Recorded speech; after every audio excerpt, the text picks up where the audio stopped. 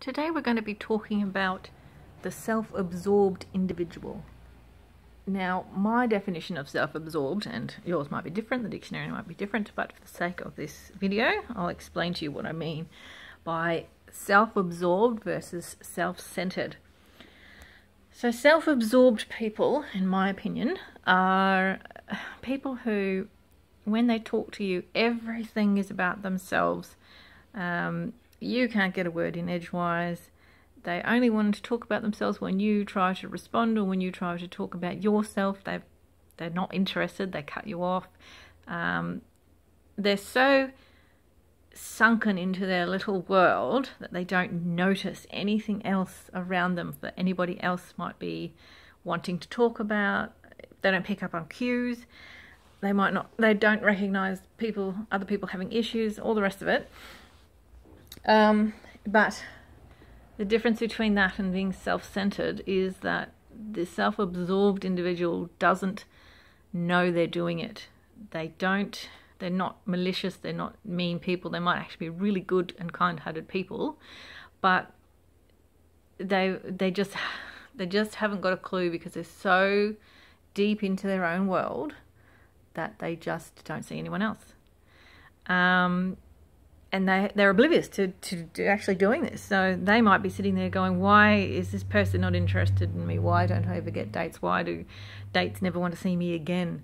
And they just can't figure it out. So my challenge to you is to monitor yourself. Next time you have a conversation with somebody, even if it's after the fact, sit down and think about, what did you learn about that other person? What did the other person get to say about their own life and their own issues and their own current dating experiences, or whatever it is they might be wanting to talk about. If you learnt nothing and found out nothing, you might be a self-absorbed person. You might have sat there talking about yourself the entire time. You might have cut them off every time they tried to talk about themselves. So really be aware of that, because nobody wants to be around somebody like that. I can tell you from personal experience, I cannot stand people like that. I had a woman come up to me after an exam one time and say, how do you think that exam was? I opened my mouth to give her a response, and immediately she cut me off and she said, well, I thought it was blah, blah, blah, blah, blah, blah, blah, blah. And I just thought, this woman has absolutely no interest in my answer to the question she asked me. She just wanted to talk herself. She just wanted to hear her own voice.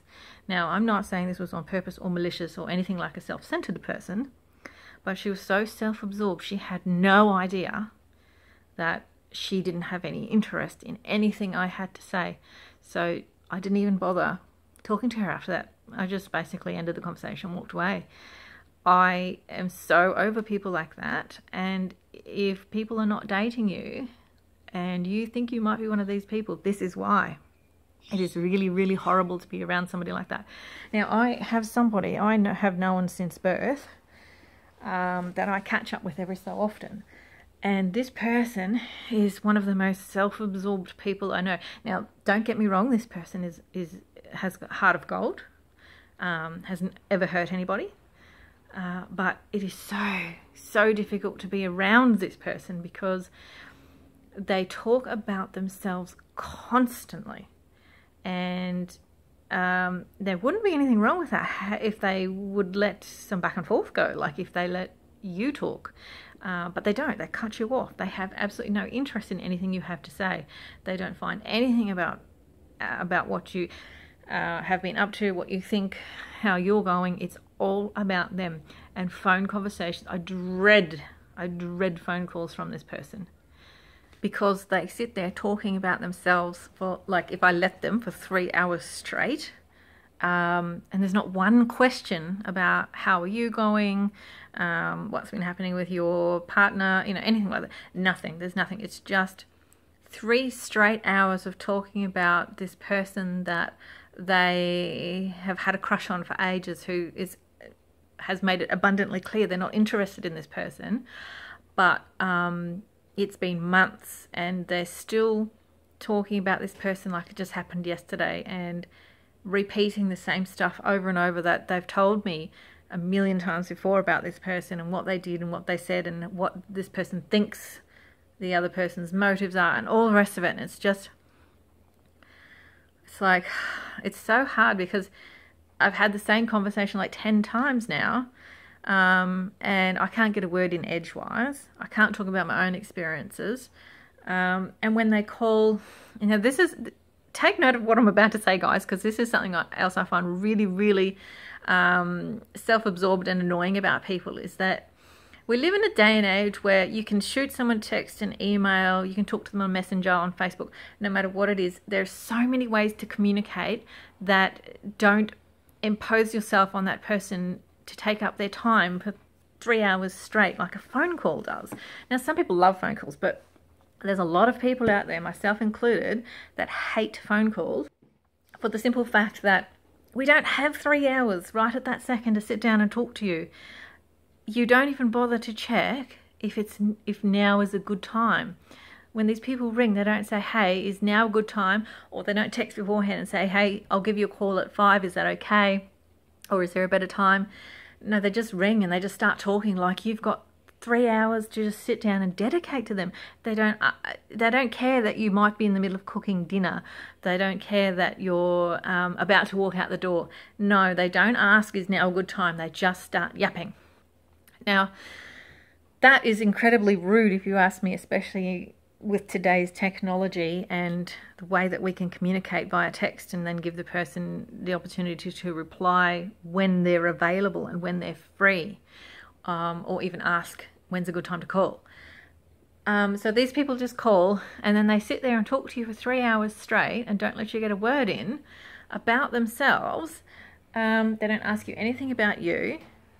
And trying to get away from them also is so difficult.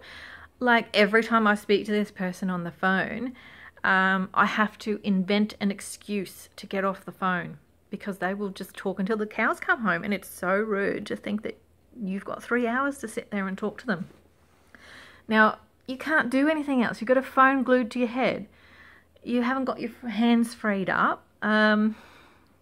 You could be at the supermarket. You can't do anything. You've got to stop everything you're doing, stand there or sit there and talk to this person who hasn't bothered to ask if it's a good time.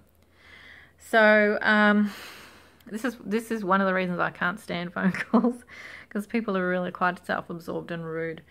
So if this is you and you go on a date and you're sitting there talking about your wonderful life or your family or your past relationships or your work or whatever it is you're talking about, and you go away from that date and you haven't learnt anything about the other person, you don't know anything, they haven't had a chance to speak, you've cut them off, you can see that they're starting to get a little bit more short and distant and aggravated, and perhaps they even end the date early, then this is why. This is one reason you're not getting dates. This is the reason you're not getting dates to see you again. You might have gone along, like for instance, say you met on a dating site. Typing was fine. Then you meet in person and you cut them off all the time and they never want to see you again. And you're sitting there going, why? What happened? What changed? We had such a great text-based relationship before we met. So sit down and really think about if that's what you're doing. And if you are, if you're cutting that person off and you don't ask them questions about themselves, then this is why they don't want to see you again. So that brings this particular podcast to an end. I will stay tuned because I will be putting up more over the following days, weeks, months of other reasons why your date might not want to see you again, or why you can't get a date in the first place.